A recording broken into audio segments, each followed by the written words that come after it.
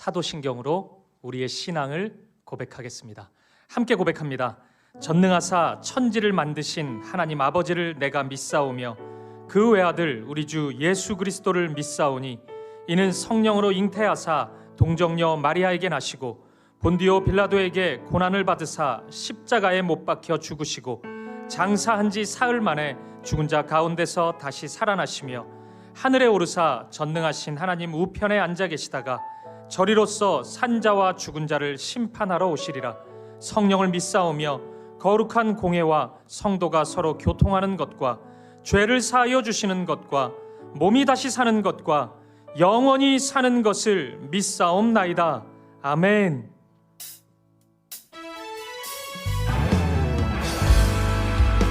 우리의 마음과 정성과 뜻을 다하여 신실하신 하나님을 찬양하며 나아갑니다. 신실하신 하나님, 신실하신 하나님, 신실하신 주, 나의 주 하나님을 신실하신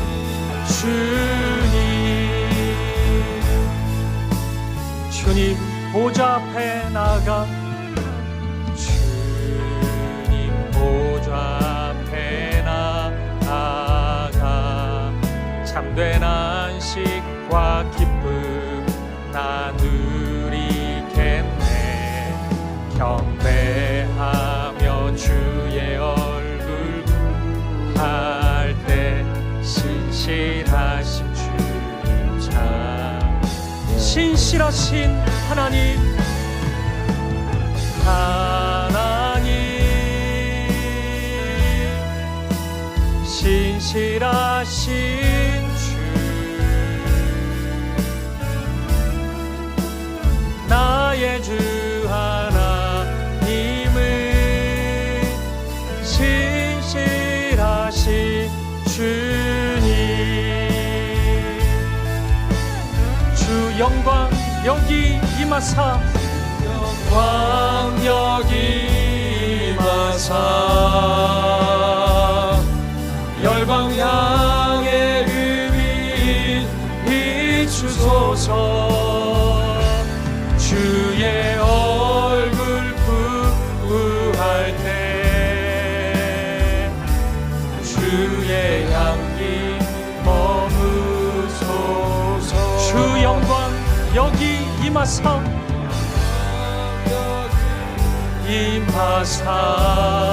임하사, 열방 향해 그 빛 비추소서.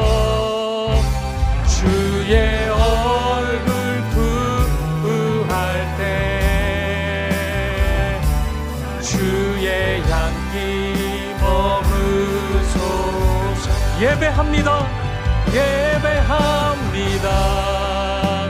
찬양합니다. 주님만 날 다스리소서. 예배합니다. 찬양합니다. 주님 홀로 높임받. 예배합니다. 찬양합니다.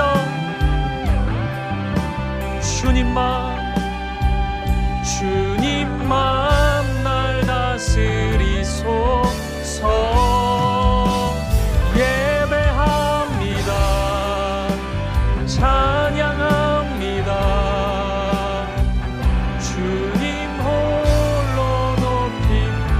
주님 홀로 높임 받으소서.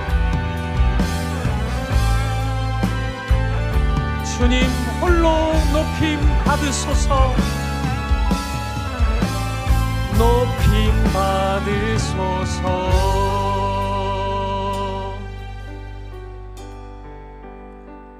예배자로 합당치 못한 우리의 삶을 십자가 앞에 내려놓으며 예배를 위하여 부르짖어 기도하기를 원합니다. 주여 은혜를 부어 주옵소서. 다 같이 통성으로 기도하시겠습니다. 살아계신 하나님 아버지, 오늘도 우리를 사랑하셔서 우리를 하나님 앞으로 불러주시고 하나님을 예배케 하시는 이 은혜와 이 사랑에 진심으로 감사합니다. 우리의 마음을 다해 뜻을 다해 힘을 다해 예배하는 이 시간이 되게 하여 주옵소서. 지난 한 주 우리의 삶을 회개합니다. 하나님 사랑 안에 거하지 못했고 하나님 자녀로서 합당치 못했던 우리의 죄, 우리의 어두움, 우리의 연약함이 있습니다.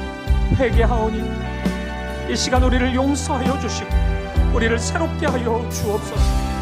오늘 우리의 예배 가운데 말씀하여 주옵소서. 말씀의 능력과 은혜와 사랑으로 우리를 충만히 채워 주옵소서. 우리 안에 있는 모든 아픔과 두려움을 씻어 주시고 오늘 이 예배를 기쁨으로 감사로 하나님께 올려드리게 하여 주옵소서. 우리 사김의 교회를 붙잡아 주옵소서.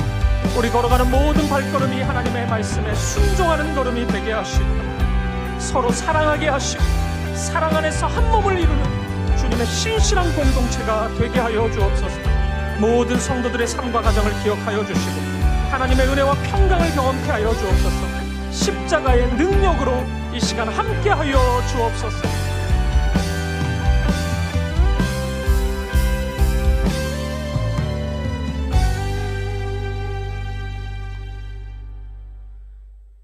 의인을 위하여 죽는 자가 쉽지 않고 선인을 위하여 용감히 죽는 자가 혹 있거니와 우리가 아직 죄인 되었을 때에 그리스도께서 우리를 위하여 죽으심으로 하나님께서 우리에 대한 자기의 사랑을 확증하셨느니라.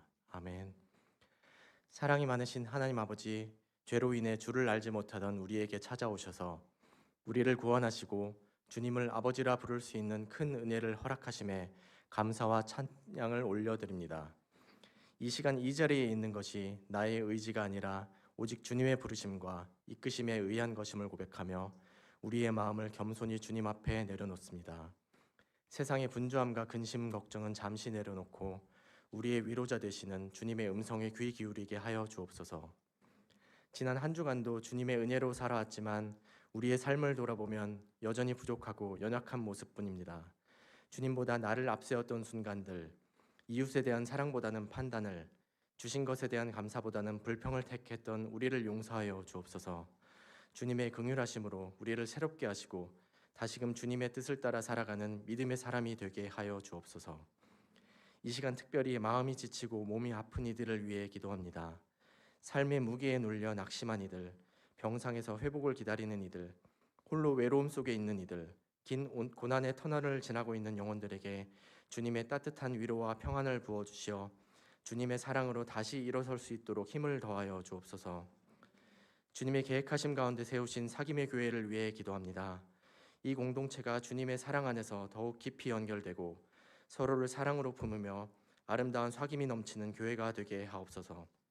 그리하여 세상 속에서도 주님의 향기를 전하는 복된 공동체로 사용하여 주옵소서. 우리 교회를 섬기는 교역자들을 위해 기도합니다.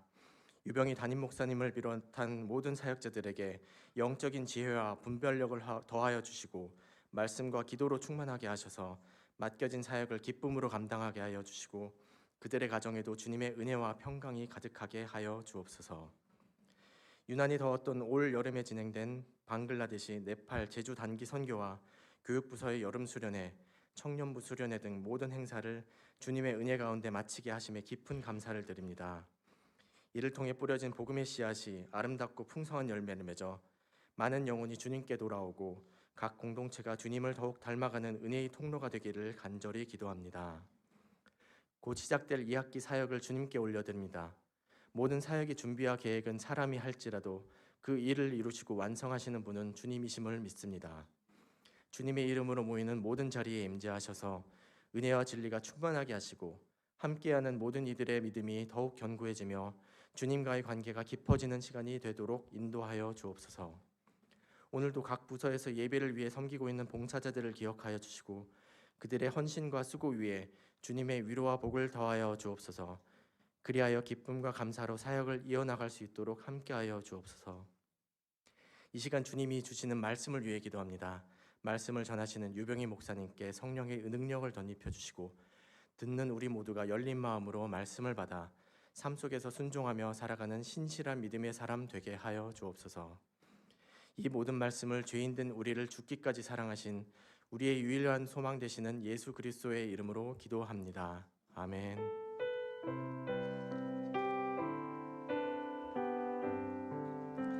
자리에 앉으시겠습니다. 찬송가 446장 1절 4절 함께 찬양하시면서 봉헌하시겠습니다. 주 음성 외에는 참 기쁨 없도다.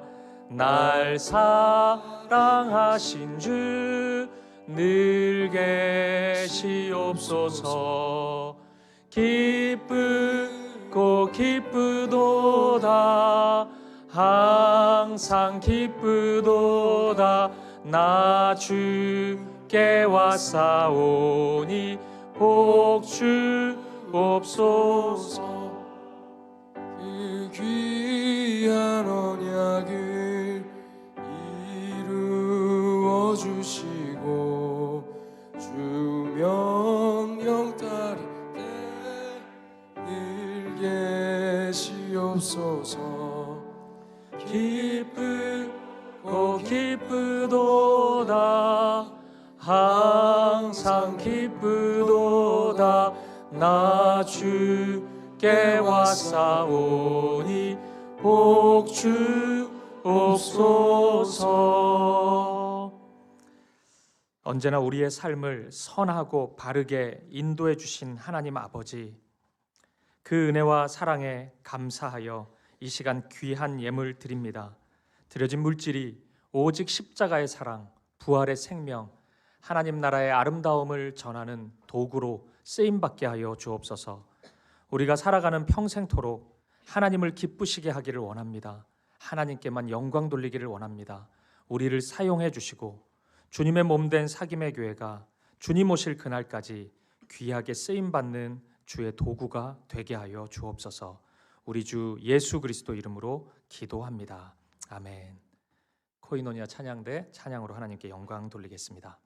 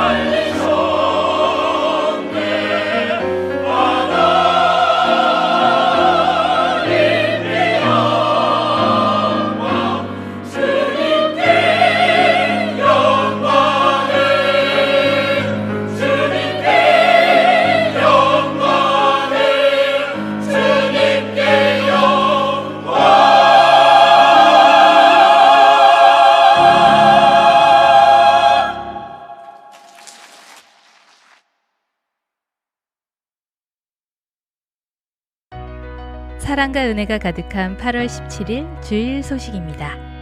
사귐의 교회를 처음 찾아주신 모든 분들을 진심으로 환영하고 축복합니다. 등록을 원하시는 분은 예배 후 로비에서 안내를 받으실 수 있습니다. 남자 사역반 훈련생을 모집합니다. 말씀과 기도 안에서 사역자의 마음을 세우며 교회를 더욱 건강하게 세워가기 위한 귀한 시간으로 진행됩니다. 훈련 일정과 기간, 그리고 신청 자격을 확인하신 후 해당되시는 분들의 신청 부탁드립니다. 하나님의 말씀 안에서 신앙이 더욱 성숙하도록 돕는 신앙 강좌가 개설됩니다. 이번 강좌에는 말씀 묵상, 기초교리, 신약 통독반이 준비되어 있습니다. 성도님들의 많은 관심과 참여 부탁드립니다. 2학기 개강을 맞아 요한계시록 7교회를 향한 하나님의 은혜와 메시지를 뮤지컬을 통해 나누고자 합니다. 말씀과 예술이 어우러진 은혜의 무대에 성도님들을 초대합니다. 특히 담임 목사님의 요한계시록에 가면 설교를 듣고 관람하시면 더욱 깊고 풍성한 은혜를 누리실 수 있습니다. QR코드 또는 홈페이지를 통해 신청 가능하며 성도님들의 많은 관심과 참여를 부탁드립니다. 코비아 쿠키에서 교사를 모집합니다. 하나님의 사랑으로 다음 세대 아이들과 기쁨으로 동행할 동역자를 기다리고 있습니다. 교사 지원은 QR코드를 통해 신청하실 수 있으니 많은 관심과 신청 부탁드립니다. 결혼 소식이 있습니다. 청년부의 김성진 형제, 박정민 자매의 결혼 예식이 오는 8월 22일 오후 6시 30분 신라호텔 다이너스티홀에서 진행됩니다. 믿음 안에서 가정을 이루어 한 몸으로 출발하는 두 사람을 위해 많은 기도 부탁드립니다. 더 자세한 소식은 주보를 통해 확인해 주세요. 그럼 오늘도 사랑과 기쁨이 가득한 주일 보내시길 바랍니다.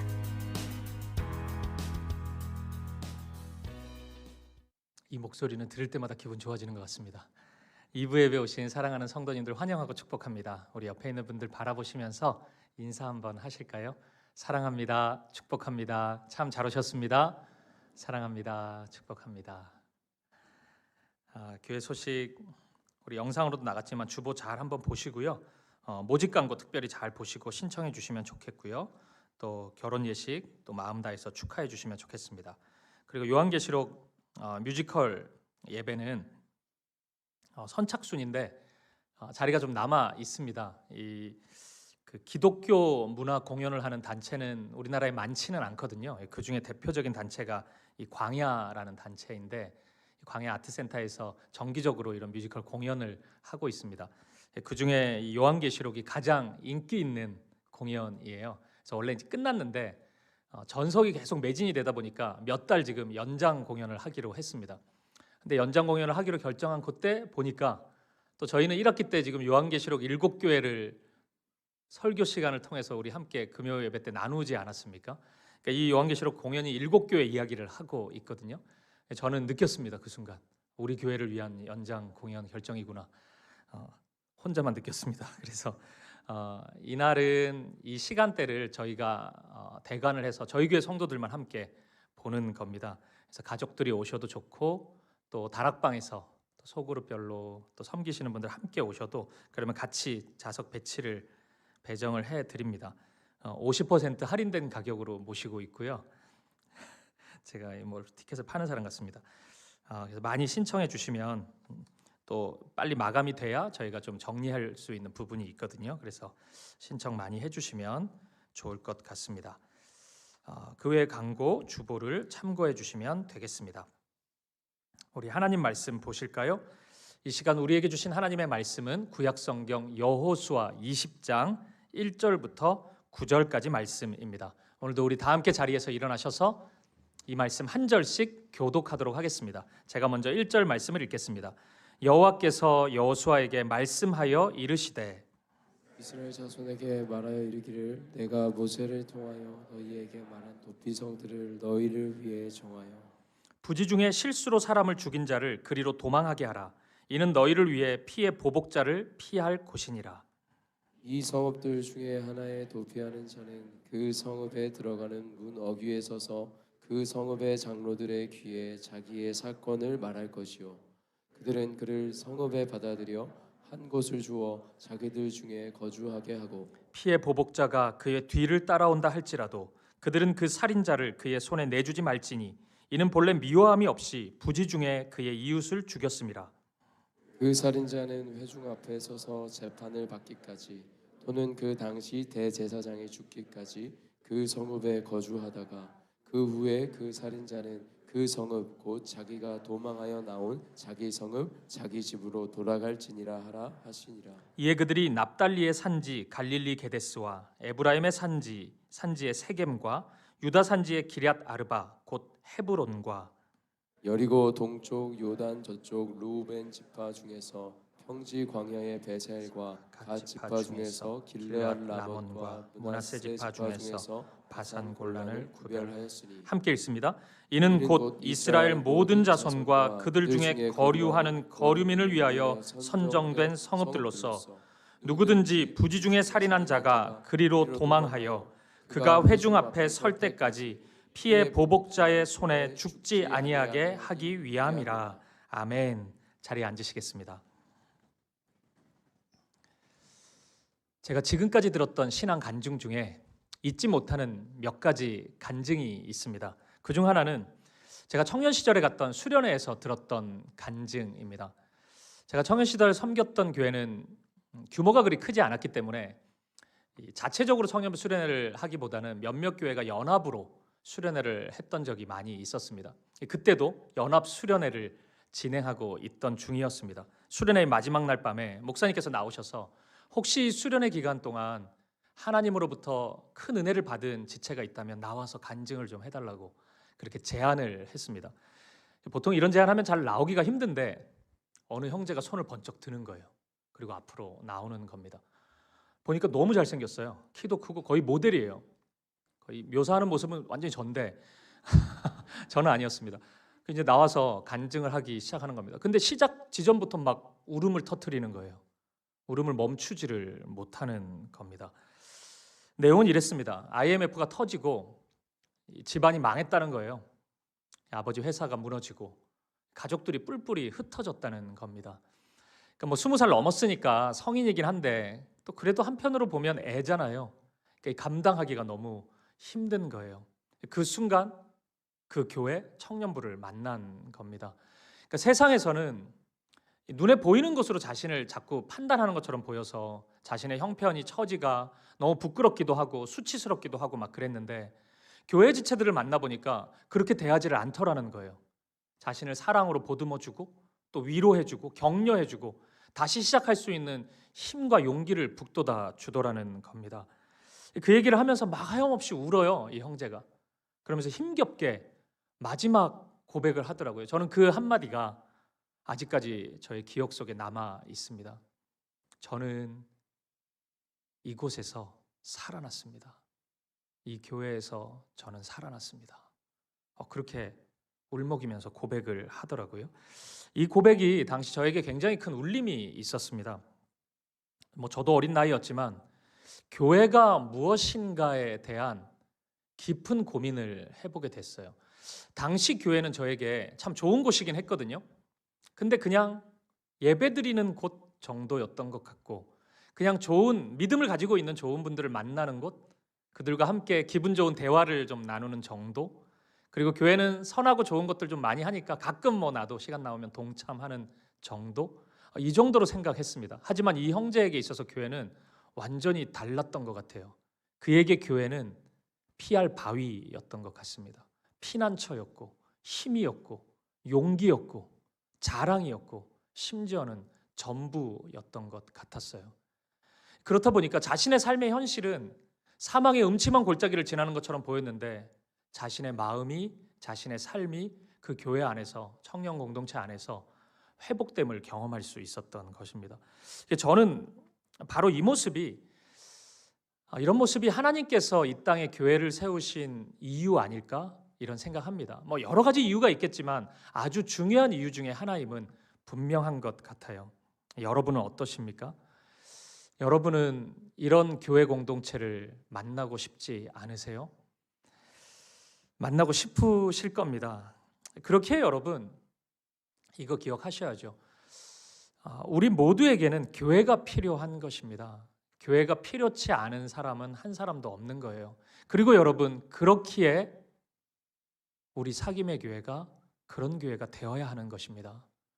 수많은 이들이 교회를 필요로 하고 있는데 우리가 그런 교회를 함께 만들어 가야 하는 것입니다. 오늘은 이 마음으로 설교를 나누고 싶습니다. 하나님이 기뻐하시는 성도이고 싶은 그 열망, 하나님이 기뻐하시는 그 교회이고 싶은 그 열망 가지고 오늘 본문 안으로 들어가 보고 싶습니다. 오늘 본문은 도피성이라고 불리는 장소가 소개되고 있습니다. 이스라엘 공동체 안에 그 도피성을 세우는 과정을 얘기해 주고 있어요. 근데 언뜻 보면 좀 뜬금없어 보입니다. 그 이유를 제가 좀 나누고 싶어요. 도피성이라는 단어는 히브리어로 아레이 미클라라는 단어거든요. 그러니까 이 단어를 직역하면 피난의 성읍이라는 뜻입니다. 그러니까 이 말 그대로 이곳은 죄를 지은 사람이 가는 곳이에요. 도피성은 그런 곳입니다. 근데 모든 죄를 지은 사람이 그럼 다 가냐? 그건 또 아니에요. 제한적으로 갈 수 있었어요. 오늘 본문 3절을 한번 보실까요? 부지 중에 실수로 사람을 죽인 자를 그리로 도망하게 하라. 이는 너희를 위해 피의 보복자를 피할 곳이니라. 그러니까 자기도 모르게 실수로 범죄한 사람이 도피성에 올 수 있었다는 것입니다. 민수기에 보면 이 한 예가 나오거든요. 어떤 사람이 나무를 베다가 도끼를 휘둘렀는데 도끼 날이 빠져가지고 날아간 거예요. 근데 그게 땅에 떨어졌어야 되는데 사람에게 맞았네요. 그 사람이 죽어버렸어요. 그러니까 이 기가 막힌 일이 벌어진 거예요. 근데 뭐 그럴 수 있잖아요. 그런 사람이 도피성에 갈 수 있다는 겁니다. 의도치 않았거든요. 그를 해야 할 목적이 없었거든요. 실수로 어떤 사건이 일어난 것이거든요. 그런 사람이 갈 수 있는 곳이 도피성이었다는 것입니다. 근데 여러분 생각해 보세요. 그러니까 이 사람이 무고한 가해자라는 것은, 피의자라는 것은 알겠는데 어쨌든 피해자가 있잖아요. 그리고 피해자 가족들이 있지 않습니까? 그러니까 도망쳐야 했던 것입니다. 그냥 무고한 거니까 가만히 있어야 되는 게 아니고 피해자 가족이 있다 보니까 이 사람이 보복하고 싶거든요. 그러니까 보지는 못했잖아요. 본인의 주장일 뿐이잖아요. 나는 의도가 없었다는 것. 의심할 수 있는 거죠. 그러면은 보복하게 되는 것입니다. 우리가 읽었던 3절 말씀을 보면 이것이 피해 보복자라고 지금 부르거든요. 제가 지난주에 설교했던 것처럼 당시에는 명예의 문화였단 말이에요. 이 명예라는 게 나에게 피해를 준 누군가에게 내가 갚아주지 않으면 내 명예가 실추되는 것으로 여겨졌단 말이에요. 그래서 보복하는 일들이 되게 많았어요.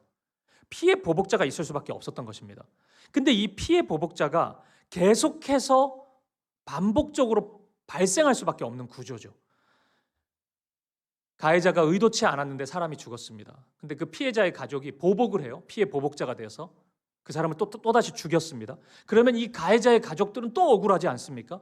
그러면 또 피해 보복자가 될 수 있는 것입니다. 이 피해 보복의 악순환이 얼마든지 일어날 수 있는 구조였단 말이에요.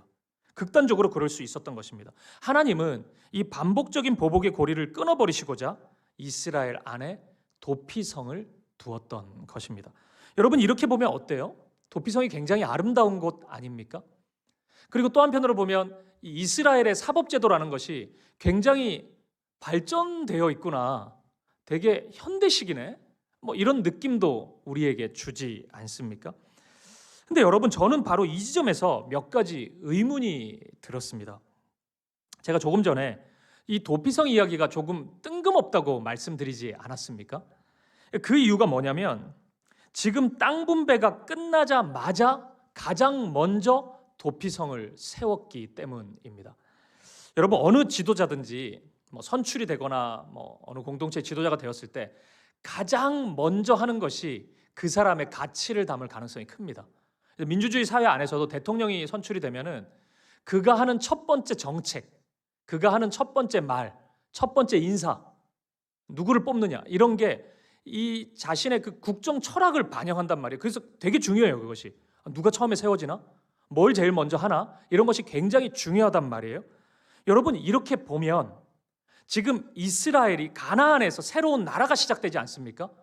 하나님에게는 도피성이 제일 중요했다는 거잖아요. 그러면 도피성 세우는 게 제일 먼저 그거 하고 있으니까 지금 그렇게 이해할 수 있는 거 아닙니까? 저는 이런 면에서 좀 뜬금없어 보였다는 거예요. 도피성 좋죠. 이 제도 필요하죠.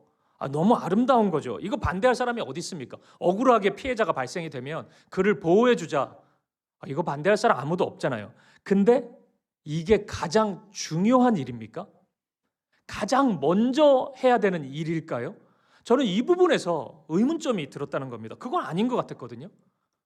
해야 되는 일이 되게 많을 것 같은데 무슨 뜬금없이 도피성을 세우는 걸 제일 먼저 하나? 그게 그렇게나 중요한 일인가? 이런 질문이 생겼다는 겁니다. 여러분, 하나님은 왜 이리 도피성을 중요한 제도로 보셨던 걸까요? 저는 이렇게 생각해요. 아마도 이 도피성은 단순히 제도적인 차원보다는 하나님만이 가지신 중요한 어떤 무엇이 반영된 곳이었을 가능성이 커요. 그게 아니라면 설명이 잘 되지 않습니다. 하나님의 중요한 무엇이 아주 강하게 도피성 안에 담겨져 있는 것입니다. 만약에 이 추측이 맞다면 여러분, 그것은 무엇일까요? 이 도피성에는 과연 하나님의 어떤 것이 반영되어 있었던 걸까요? 제가 오늘 본문의 말씀 그리고 도피성에 관한 몇 가지 말씀들이 좀 있는데 그 말씀들을 천천히 읽어보고 또 읽어보니까 몇 가지 힌트가 좀 발견되더라고요. 그걸 먼저 확인해 보겠습니다. 이 힌트를 여러분 잘 한번 생각해 보세요. 왜 도피성이 중요한지 그 이유를 이 힌트를 통해서 한번 여러분도 찾아가 봤으면 좋겠습니다. 첫 번째 힌트는 이겁니다. 도피성은 총 6개였는데 6개의 도피성이 모두 레위 지파의 구역 안에 있었다는 것입니다. 본문 7절부터 9절까지를 보면 이 6개의 도피성이 자리하고 있던 지역이 소개되어 있습니다. 근데 가만히 보면 이 도피성이 모두 레위 지파 안에 있어요. 48개의 성읍이었는데 레위 지파는 그 48개 안에 6개의 도피성이 있었다는 걸 알 수 있습니다. 그래서 도피성에 대해 언급하는 또 다른 본문인 민수기 35장 6절 말씀을 보면 이런 말씀이 있습니다. 들어보십시오. 너희가 레위인에게 줄 성읍은 살인자들이 피하게 할 도피성으로 6성읍이요 그 외에 42성읍이라. 포함이 돼 있죠. 분명히 48개 성읍인데 그중 6개가 도피성이라고 말씀합니다. 근데 여러분 이건 우연이 아닐 거잖아요. 막 세우다 보니까 어떻게 보니까 또 레위 지파 동네 안에 다 세웠네. 이게 아니잖아요. 하나님의 의도가 있지 않겠습니까? 분명한 계획이 있지 않겠어요? 저는 우선적으로 드는 생각은 하나님의 성품과 관계되지 않을까? 라는 추측이 가장 먼저 들었습니다. 왜냐하면 레위 지파는 구별된 백성들이잖아요. 왜 구별됐죠? 레위 지파는 뭐 하려고? 하나님을 예배하려고. 그러니까 다 예배해야 되는데 레위 지파는 유독 이 한 지파는 아무것도 하지 말고 예배만 하라는 것입니다. 그걸 인도하라는 거예요. 그렇게 구별된 민족이거든요. 그렇다면 하나님은 이 도피성을 통해서 마치 예배하는 것과 같은, 그러니까 예배는 하나님과의 만남일 테니까 하나님을 만나는 것 같은 그런 은혜가 흘러가기를 원하셨던 것 아닐까요? 그러니까 레위 지파 안에 의도적으로 이 도피성을 세우신 것 아닐까요? 저는 그런 강한 추측이 들었습니다. 어쨌든 이것이 첫 번째 힌트입니다. 6개의 도피성이 모두 레위 지파 안에 있었다는 것입니다. 그리고 두 번째 힌트는 이거예요. 도피성의 접근성입니다. 그러니까 우리가 도피성이 어디에 있는지 이 말씀만 읽으면 감이 잘 안 옵니다. 그래서 또 그림을 준비해봤습니다. 한번 보시죠. 빨간색이 도피성이에요. 6개가 있죠. 잘 보이는지 모르겠습니다. 지금 갈릴리가 있고 염해, 이 사이에 이 흐르는 것이 갈릴리 염해, 이 사해죠. 염해가 그 사이가 이제 요단강입니다. 신약 시대에는 저기서 이제 세례를 베풀고 예수님도 세례를 받고 그랬죠. 가봐야 돼요, 우리가 여기. 이렇게 보면 모릅니다. 저도 안 가봤는데 사실 저도 맨날 구글 지도로 보거든요. 한번 같이 가보시죠, 언젠가. 6개가 지금 있는데 가만히 보면 모든 지파가 굉장히 가깝게 갈 수 있는 곳에 이 도피성이 세워진 것을 알 수 있습니다. 그렇다면 왜 도피성을 이렇게 지파의 사이사이에 가깝게 만들었을까요? 이 도피성의 취지를 설명하는 신명기 19장 6절 말씀을 보면 이렇게 말씀합니다. 한번 들어보십시오. 그 사람이 그에게 본래 원한이 없으니 죽이기에 합당하지 아니하나 두렵건대 그 피를 보복하는 자의 마음이 복수심에 불타서 살인자를 뒤쫓는데 그 가는 길이 멀면 그를 따라 잡아 죽일까 하노라. 그 가는 길이 멀면 그를 따라 잡아 죽일까 하노라. 이유가 분명하지 않습니까? 당장 올 수 있어야 되는 거리여야만 합니다. 복수심에 불타올라 있는 피해 보복자가 쫓아와요. 근데 도피성이 너무 멀어. 이 사람은 거의 지금 내 앞 근처까지 왔는데 도피성 가기엔 너무 시간이 많이 걸려요. 그러면 있으나 마나잖아요. 이거 도피성. 도피성이 좋은 제도인 건 알겠는데 도피성에 도달한 사람이 역사상 2명이었더라. 이러면 이거 있으나 마나라고요. 누구나 가야지. 쉽게 갈 수 있어야 되잖아요. 그래서 하나님께서는 매우 의도적으로 도피성을 가까이 두셨던 것입니다. 그리고 오늘 본문 9절 말씀을 보면 이런 말씀도 있습니다. 같이 한번 이 말씀을 읽어보죠. 시작. 이는 곧 이스라엘 모든 자손과 그들 중에 거류하는 거류민을 위하여 선정된 성읍들로서 누구든지 부지 중에 살인한 자가 그리로 도망하여 그가 회중 앞에 설 때까지 피해 보복자의 손에 죽지 아니하게 하기 위함이라. 아멘. 이스라엘 모든 자손과 그들 중에 거류하는 거류민을 위하여. 그러니까 이스라엘에 거주하는 모든 이들이 이 도피성 제도를 누릴 수 있어야 한다는 것입니다. 누구나 올 수 있는 곳이어야 되고 게다가 신속하게 접근할 수 있는 곳. 이것이 도피성의 두 번째 특징입니다. 이것을 여러분 기억하셔요. 누구나 올 수 있다. 신속하게 갈 수 있다. 두 번째 특징이었습니다. 그리고 마지막 세 번째 힌트가 있습니다. 그것은 도피성에 머무르는 기간입니다. 도피성에 가는 사람은 고의가 아닌 과실치사범으로 인정받았기 때문에 피해 보복자로부터 자신의 생명을 지킬 수 있었잖아요. 고의로 그런 게 아니었기 때문에. 그러면 이 사람은 얼마 동안 도피성에 머물렀어야 할까요? 먼저 본문 4절 말씀을 한번 보시죠. 20장 4절. 이 성읍들 중에 하나에 도피하는 자는 그 성읍에 들어가는 문 어귀에 서서 그 성읍의 장로들의 귀에 자기의 사건을 말할 것이요 그들은 그를 성읍에 받아들여 한 곳을 주어 자기들 중에 거주하게 하고. 그러니까 아무나 그냥 들어갈 수 있는 게 아니라는 거잖아요. 도피성에 왔는데 성문 입구에서 도피성에 있는 그 장로들에게 자신의 상황을, 자초지정을 다 설명해야 되는 것입니다. 그리고 그 도피성의 장로들은 그 얘기를 듣고 이 사람은 과실치사범이구나 이렇게 인정이 된다면 우선은 도피성으로 안내하는 거예요. 그리고 긴 시간을 통해서 차분하게 재판을 받게 하는 것입니다. 민수기 35장에 보면 이 재판의 내용이 나오거든요. 그 말씀에 따르면 피해자도 참석하는 겁니다. 재판에. 피해자도 자신의 이야기를 할 수 있도록 피해자의 가족도 오는 겁니다. 그리고 이 사건을 객관적으로 증언해 줄 수 있는 두세 사람의 증인이 반드시 있어야 된다고 그렇게 말씀을 해요. 이제 그런 재판 과정이 하나하나 진행이 되는 거죠. 그 과정을 통해서 고의가 아니었음이 입증되면 이 사람은 이제 도피성에 입주하게 되는 거예요. 여기서 거주하게 되는 겁니다.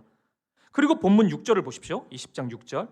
그 살인자는 회중 앞에 서서 재판을 받기까지 또는 그 당시 대제사장이 죽기까지 그 성읍에 거주하다가 그 후에 살인자는 그 성읍 곧 자기가 도망하여 나온 자기 성읍 자기 집으로 돌아갈지니라 하라 하시니라.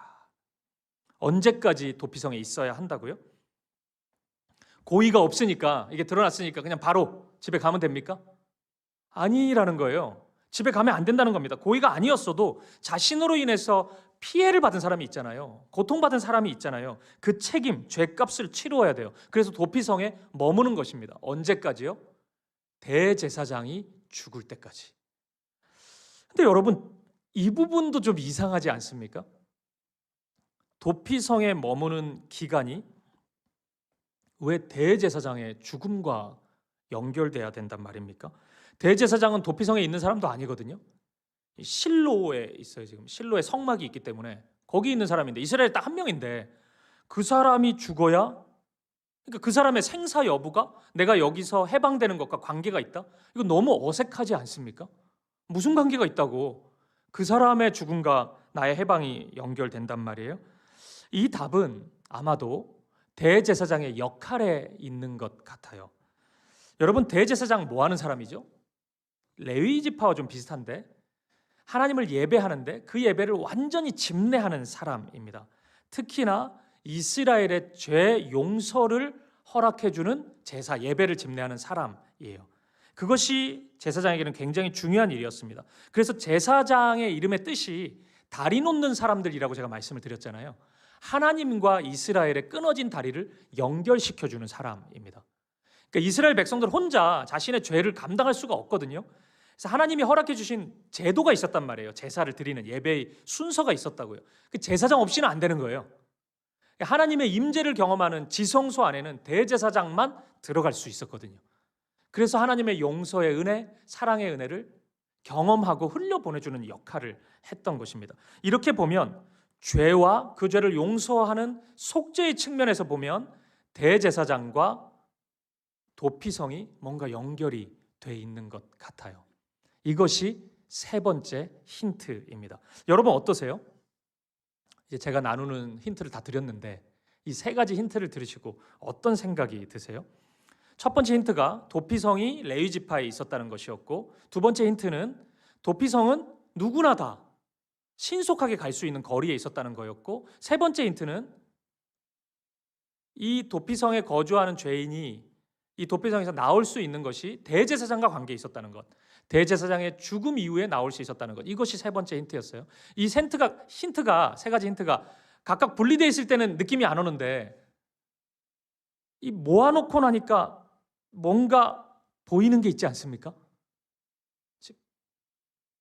정녕 저만 보입니까? 여러분도 보셔야 되는데 어떤 한 분이 떠오르지 않으세요?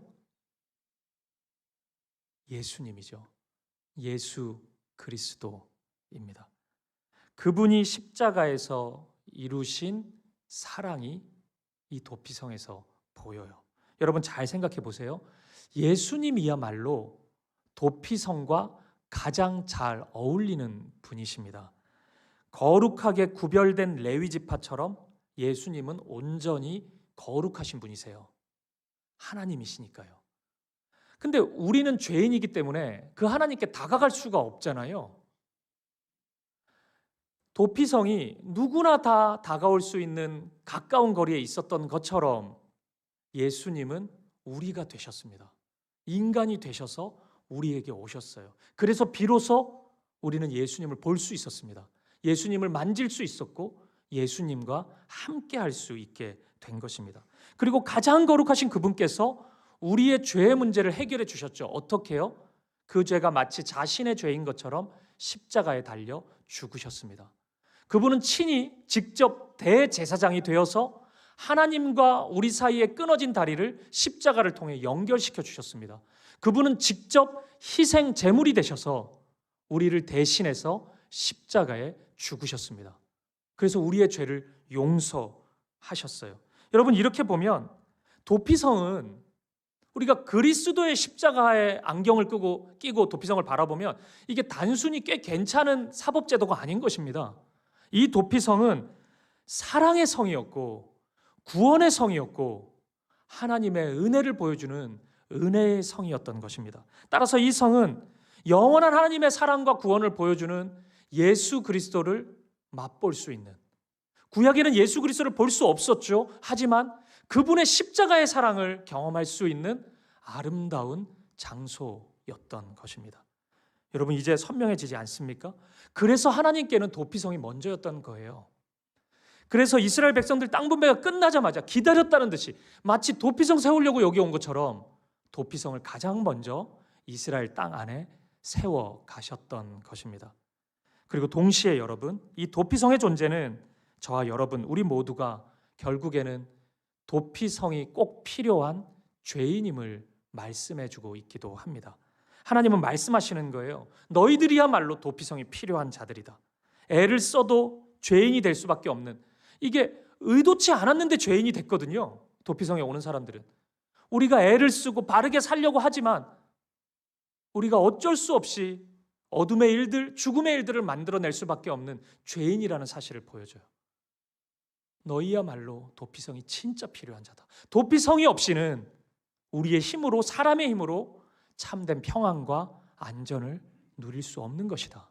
하나님은 그 말씀을 하고 있는 것입니다. 생각해 보십시오, 여러분. 이스라엘 백성들이 가나안에 정착했다고 해서 자연스럽게 거룩한 백성으로 살아갈 수가 있겠습니까? 안 될 겁니다. 노력해도 안 됩니까? 열심히 제도를 좀 잘 만들면 안 될까요? 안 될 겁니다. 안 돼요. 절대 안 될 겁니다. 마음은 원이로되 육신이 약하기 때문에 그런 아름다운 유토피아는 만들어지지 않을 것입니다. 그러면 우리는 어때요? 이스라엘은 그렇게 못했지만 저와 여러분은 할 수 있습니까? 안 될 겁니다. 노력하면 안 돼요. 애를 써도 안 됩니까? 그래도 나름 괜찮은 사람들인데 우리도 안 돼요. 그럼 어떻게 해야 됩니까? 그럼 뭐 죄인처럼 살아야 됩니까? 그냥 맨날 죄 지으면서 살아야 돼요? 우리 주님이 하신 말씀이 있습니다. 한번 들어보십시오. 마가복음 10장 26절 27절입니다. 제자들이 매우 놀라 서로 말하되 그런즉 누가 구원을 얻을 수 있는가 하니 예수께서 그들을 보시며 이르시되 사람으로는 할 수 없으되 하나님으로는 그렇지 아니하니 하나님으로서는 다 하실 수 있느니라. 아멘. 주님은 말씀하세요. 사람은 안 된다. 하지만 내가 한다. 하나님으로서는 하실 수 있느니라. 그렇게 말씀하십니다. 우리의 힘과 능력이 아니라는 거예요. 하나님의 사랑이 변화시킨다는 것입니다. 하나님의 은혜가 변화시킨다는 거예요. 여러분, 사람이 어떻게 변하냐고요? 물론 뭐 단기간에 습관 정도 바꾸는 거는 의지로 됩니다. 환경 조금 만들어 놓으면 될 수도 있어요. 하지만 근본은 그런 식으로 바뀌는 게 아닙니다. 도피성을 만나야지 바뀔 수 있어요. 내가 그 쫓기는 인생 속에서 아무것도 택하지 못할 때 유일하게 도피성 안으로 들어간다면 우린 변화됩니다. 그곳에서 용서와 치유와 사랑, 그 사랑의 환대를 경험한다면 사람은 바뀌는 것입니다. 변화될 수 있는 거예요. 내 힘으로는 도무지 해결할 수 없는 그 죄의 짐을 지고 있을 때 이건 끝이구나. 나는 어떤 방법을 통해서도 안 되는구나. 근데 그 죄의 짐을 대신 지어주시는 그분을 그 안에서 만났을 때, 그 사랑을 경험했을 때 사람은 바뀔 수 있는 것입니다.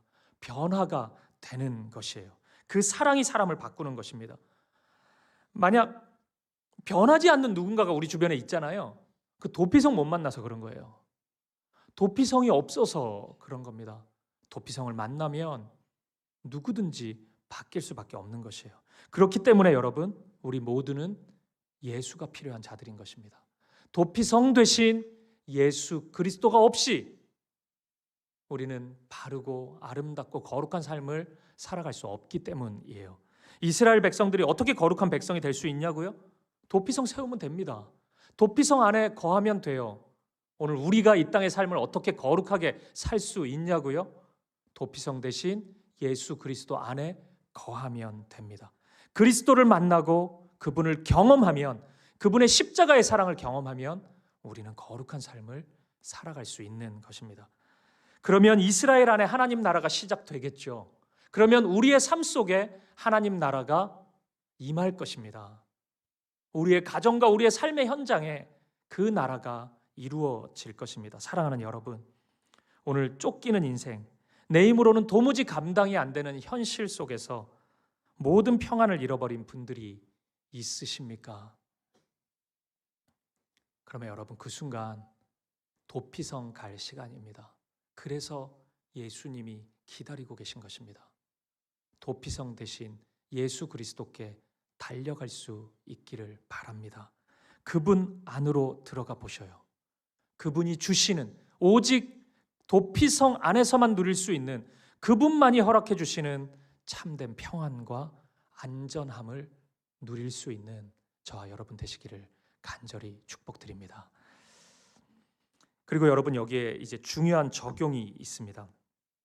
그것은 우리가 도피성 안에서 세상이 줄 수 없는 그 은혜를 충만히 경험했다면, 누렸다면, 이제 우리가 레위 지파가 되어서 우리 삶 속에 도피성을 만들어내야 된다는 것입니다. 저는 이것이 이 땅에 교회가 존재하는 이유라고 생각합니다. 저는요, 여러분, 하나님의 구원 방식이 인카네이션, 그러니까 성육신이었잖아요.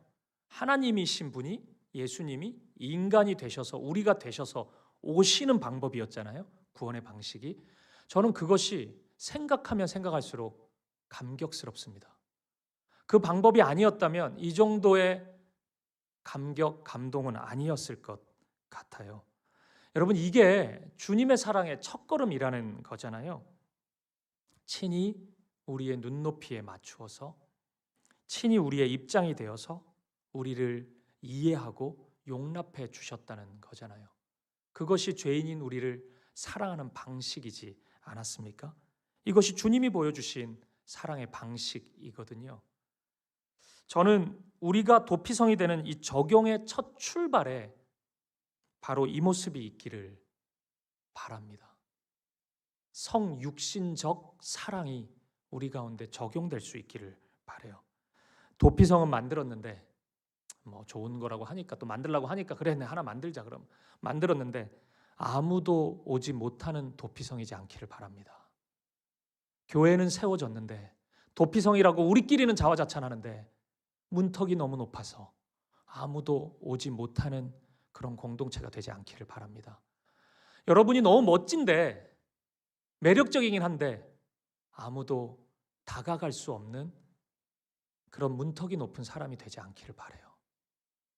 그것은 오늘 본문이 보여주는 도피성의 모습도 아니고 우리 예수님의 모습도 아닙니다. 저는 우리 사김의 교회가 그런 곳이 되지 않기를 바라고, 저와 여러분의 삶이 그런 삶이 되지 않기를 바랍니다. 도피성 숫자 비율을 보니까 레위 지파의 성읍 48개 중에 6개였잖아요. 그럼 12.5%인데 대략 10%더라고요. 그러면 저는 이렇게 우리 다짐해 봤으면 좋겠어요. 우리의 삶의 10%는 도피성을 만들어 보자고요.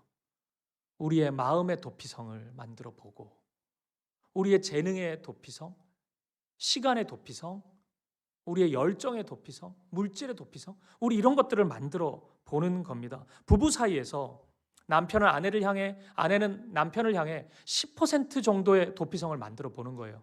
그냥 다 들어봐 주는 거예요. 그를 그냥 있는 모습 그대로 용납해 보는 것입니다.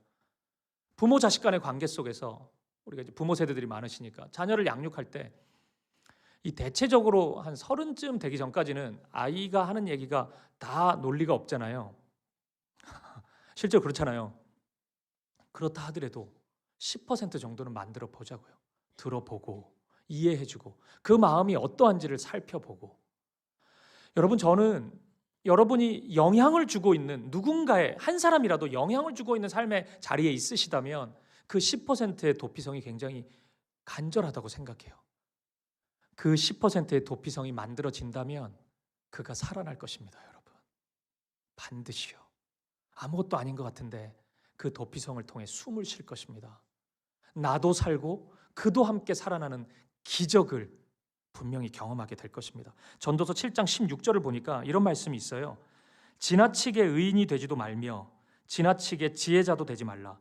어찌하여 스스로 패망하게 하겠느냐. 여러분, 이 말씀이 조금은 죄인으로 살아도 된다는 말씀은 아니잖아요. 그렇게 적용하는 분들이 좀 있던데 그 말씀은 아닐 거잖아요. 이게 상대방에 대해 너무 엄격한 잣대를 들이대지 말라는 말씀이겠죠. 우리는 너무나 쉽게 그 사람을 판단해요.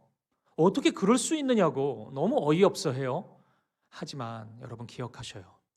우리가 그 상황이 되지 않았을 뿐이지 실제 그 사람의 입장이 된다면 더 할 수도 있는 사람이에요. 우리는 더 악할 수도 있는 사람이에요. 더 상식밖에 말을 하고 행동을 할 수도 있는 사람이에요. 우리의 환경이 우리를 제법 억제시켜주고 있을 뿐이지 우리가 그 현실 속에 들어간다면 충분히 그럴 수 있는 사람들입니다. 여러분, 그걸 인정할 수 있길 바라요. 우린 정말 그런 사람들입니다. 우리의 존재는 그런 모습이에요. 제가 그 1998년 4월에 군입대를 했거든요. 이 당시 군대는 포공과 구타가 일상이었습니다. 진짜 많이 맞았어요. 저도 때리기 좋은 캐릭터거든요. 제가 진짜 많이 힘들었는데 이제 자대 배치를 받아 보니까 거의 뭐 악마의 소굴처럼 느껴지더라고요. 이 선임자들은 야, 저렇게 악한 사람들이 다 모였구나 이런 생각이 드니까 너무 힘들었는데 저희 동기들끼리 한 날 모였어요. 그래서 이런 다짐을 한 적이 있습니다. 우리는 절대 그러지 말자고. 저 선임들은 거의 악마 수준인데 사탄인데 우리 그러지 말자고. 우리는 착하게 잘 대해주자고. 그리고 2년이 지나가지고 병장 됐거든요. 여러분 어땠는지 아세요? 더해. 진짜로 더해요. 그때 같이 다짐을 했던 그 사람이 맞나 싶어요. 더 악해요. 더 폭언과 구타가 끊이질 않아요. 제가 그때 느낀 겁니다. 우리가 그런 존재구나. 사람은 그럴 수밖에 없는 존재구나 생각했습니다. 우리는 너무나 자주 자신한테는 한없이 관대하고 타인에게는 너무나 엄격합니다. 우리 너무나 자주 그렇게 해요. 내가 예배 시간에 늦으면 늦을 수밖에 없는 이유가 너무 분명해요. 그래서 뭐라고 하면 안 돼, 나한테는. 너무 분명하기 때문에. 근데 다른 사람이 늦으면 예배 방해자예요. 어떻게 늦을 수 있냐요? 도무지 이해가 안 된대요. 저 사람의 고통은 별로 대단한 게 아니래요. 누구나 다 겪는 거 아닙니까? 나도 저 때 겪었는데 별거 아닌 거 가지고 왜 저렇게 힘들어하지? 근데 내가 겪는 고통은 이 세상에서 제일 힘들어요. 나만 겪고 있는 거예요. 그래서 나한테 다 주목해줘야 돼요. 내 얘기 다 들어줘야 되고 공감해줘야 되고 눈물을 흘려줘야 된대요. 여러분 이게 우리 아닙니까? 저라고 달라요? 저도 그래요. 내 얘기를 다 들어줬으면 좋겠어 진짜. 내가 제일 내 마음이 힘든 것 같고 막 그렇단 말이에요. 실제로는 안 그렇거든요. 여러분 그게 우리라고요. 저는 이 기준을 만약 반대로 적용할 수만 있다면, 그러니까 나 자신에게는 엄격하고 타인에게 한없이 관대할 수 있다면, 우리가 그런 삶을 살아갈 수 있다면 우리의 삶에는 나도 모르게 아름다운 도피성이 하나씩 세워지지 않을까 이런 생각합니다. 그렇게 도피성을 하나씩 세워가는 것이라고 저는 확신해요. 도피성 대신 예수 그리스도 안에서. 내가 다가갈 수 없으니, 내가 죄의 문제를 해결할 수 없으니 나에게 다가오셔서 도피성 안에 머무를 수 있게 해주신 그리스도의 그 은혜와 사랑 안에서 우리의 삶 속에 도피성을, 아름다운 그 성을 하나씩 만들어가는 저와 여러분 될 수 있기를 주님의 이름으로 축복드립니다.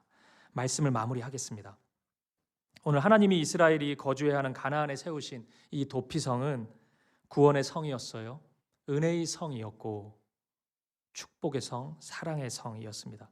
이런 면에서 이 도피성이야말로 이스라엘 공동체 안에서 이 구약의 시대지만 예수 그리스도를 너무나 선명하게 보여주는 아름다운 제도라고 할 수 있을 것입니다.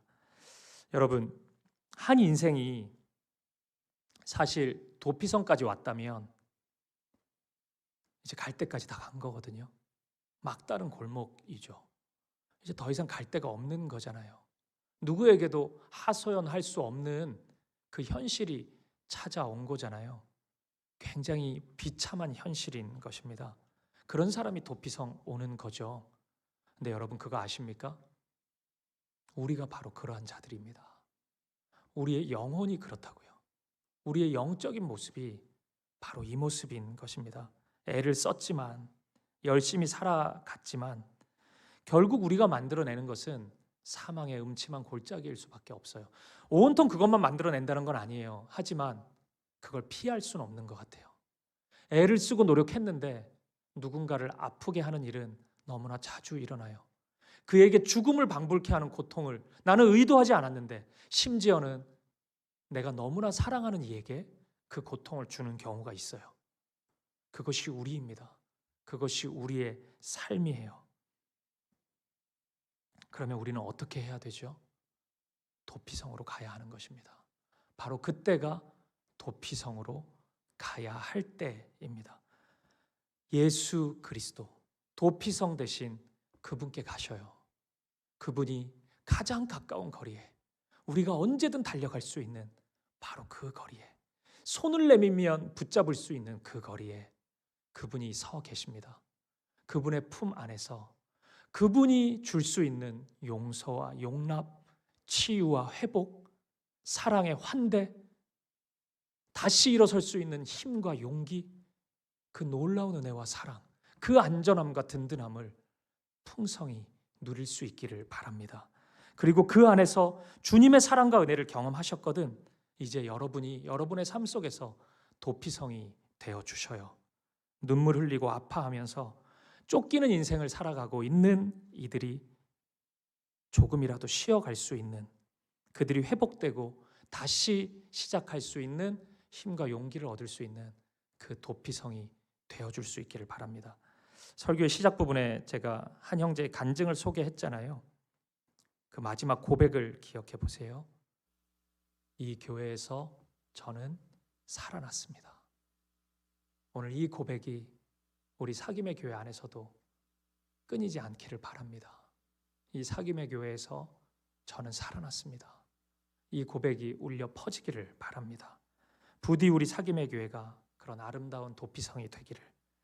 그래서 피투성이가 되어 쓰러진 영혼이라도 에스겔서에 나오는 것처럼 마른 뼈가 가득한 메마른 현실을 살아가고 있는 그런 한 사람이라도 생기와 살아남을 경험하는 그렇게 아름다운 도피성으로 쓰임받는 저와 여러분 되시기를, 우리 사김의 교회가 되기를 주님의 이름으로 간절히 축복드립니다. 우리 함께 찬양 드리고 기도하실까요? 사랑한다 말하시네, 이 찬양 나누고 싶은데요, 악보를 좀 드렸습니다. 아마 대부분이 모르실 것 같아가지고, 근데 부르다 보면 좀 쉽기는 해요.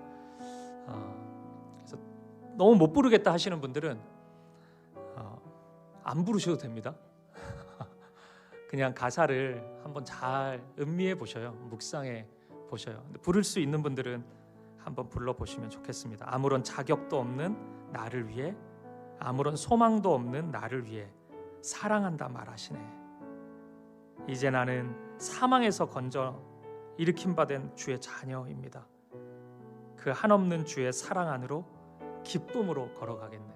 저는 이 고백, 저도 사실 이 찬양이 좀 낯설거든요.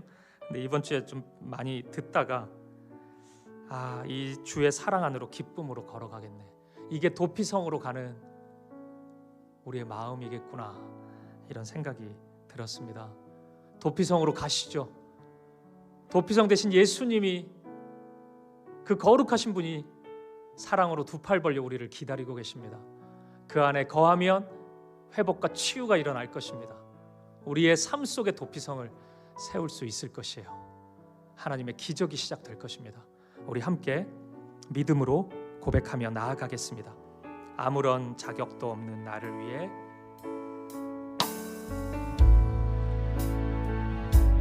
또 없는 나를 위해, 아무런 소망도 없는 나를 위해 사랑한다 사랑한다 사랑한다 말하시네. 이 낮은 날 위해 이제 나는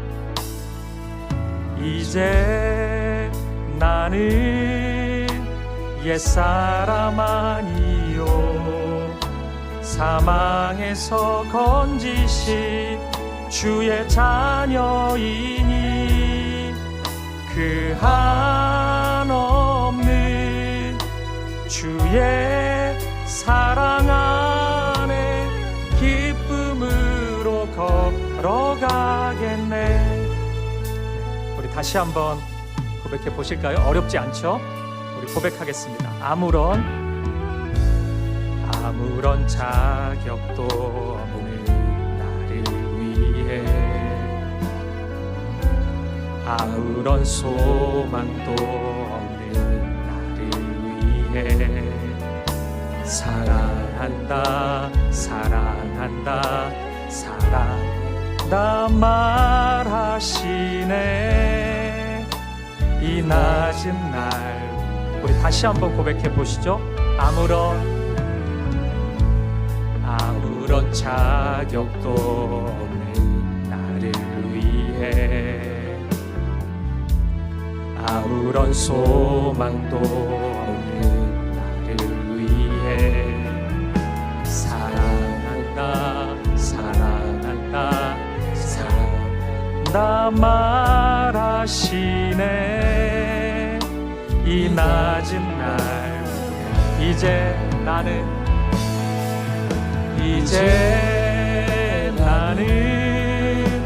옛사람 아니요 사망에서 건지신 주의 자녀이니 그 한없는 주의 사랑 안에 기쁨으로 걸어가. 이제 나는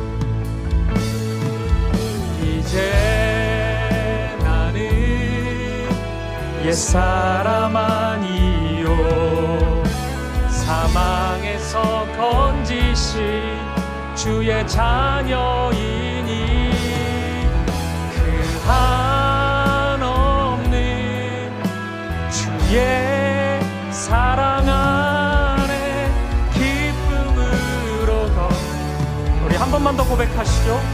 이제 나는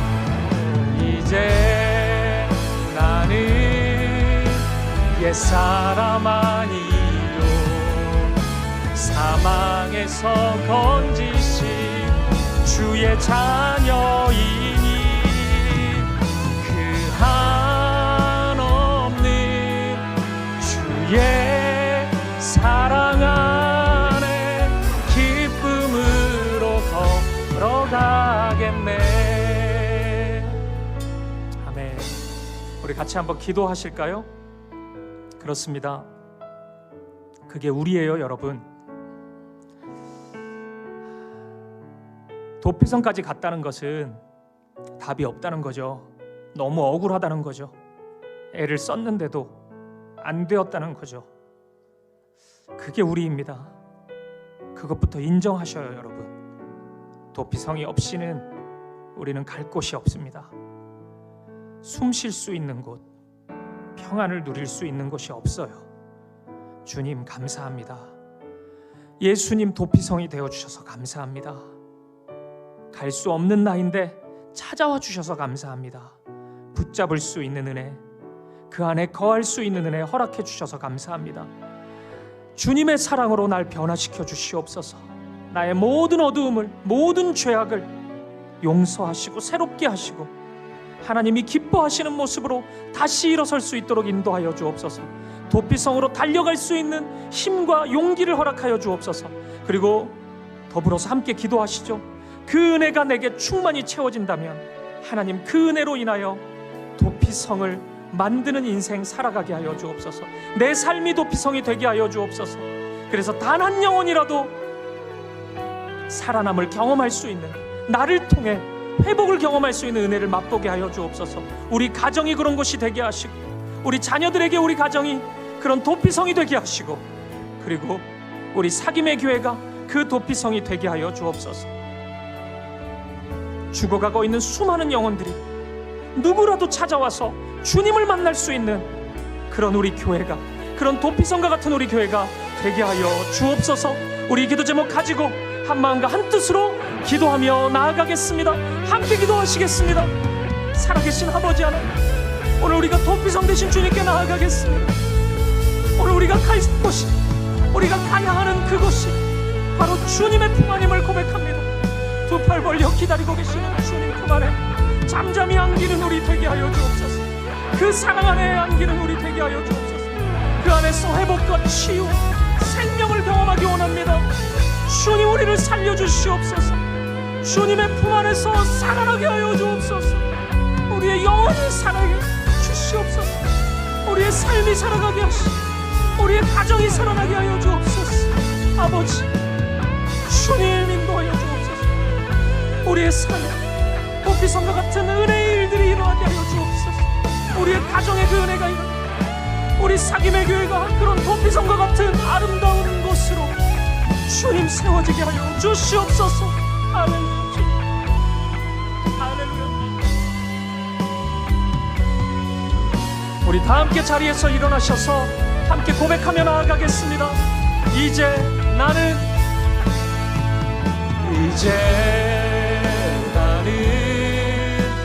옛사람 아니요 사망에서 건지신 주의 자녀이니 그 한없는 주의 사랑 안에 기쁨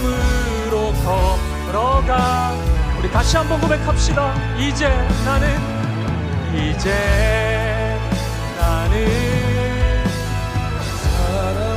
도피성 안에서 건진받은 주의 자녀가 되었습니다. 우리 그 도피성으로 달려갑시다.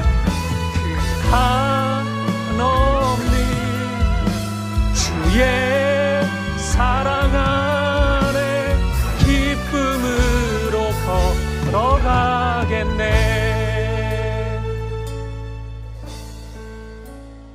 살아계신 하나님,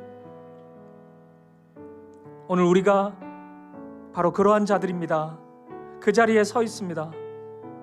더 이상 우리의 노력이 무의미해지고 아무리 애써도 어둠의 일들, 죽음의 일들이 일어나는 현실 속에서 절망하고 좌절하는, 어느 곳에서도 생명과 평안을 누릴 수 없는 바로 그 도피성을 찾는 사람이 우리들입니다.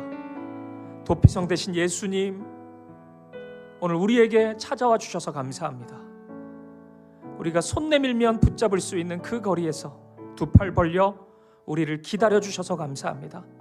바로 지금 그 주님의 품 안으로 달려가는 우리 되게 하여 주옵소서. 특별히 오늘 막다른 골목에 서서 그 주의 은혜, 주의 구원, 주의 사랑,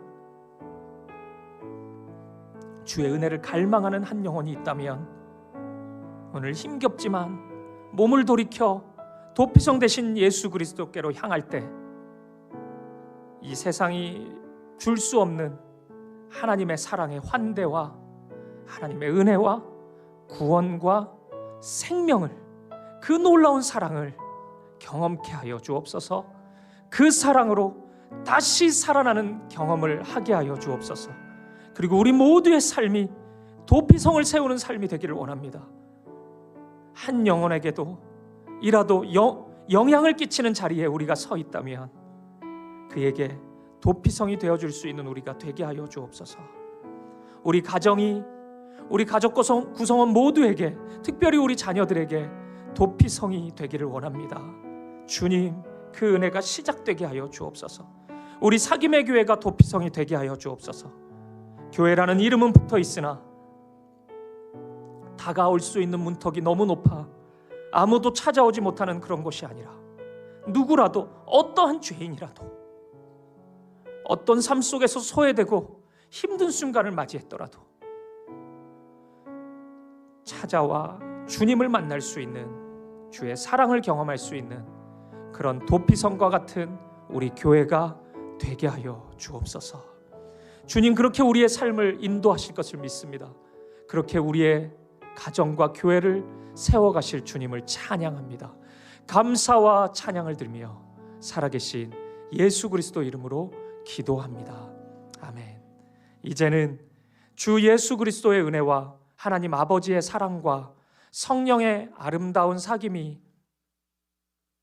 오늘 막다른 골목에 서서 그 어느 곳을 향해서도 달려갈 수 없지만 도피성 되신 예수 그리스도, 내 눈앞에 두 팔 벌려 나를 기다리고 계시는 그분의 사랑의 품으로 달려가기로, 그 품 안에 안기기로 결단하고 다짐하는, 그것이 가장 복된 선택임을 인정하고 주님을 향해 달려가는, 사랑하는 사김의 교회 성도들 머리머리 위에 이들의 삶과 가정 가운데 특별히 도피성을 세워가기로, 그것이 우리에게 주신 사명임을 인정하고 그렇게 사명의 길을 달려가기로 결단하는 모든 가정 걸음 속에, 우리 사김의 교회의 걸음 속에 이제로부터 영원까지 함께 있을지어다. 아멘. 아멘. 주님, 아멘.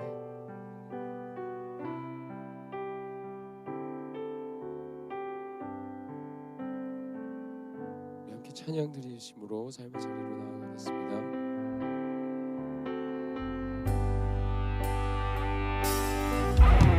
이제 나는 옛 사람 아니요 사망에서 건지신 주의 자녀이니 그 한없는 주의 사랑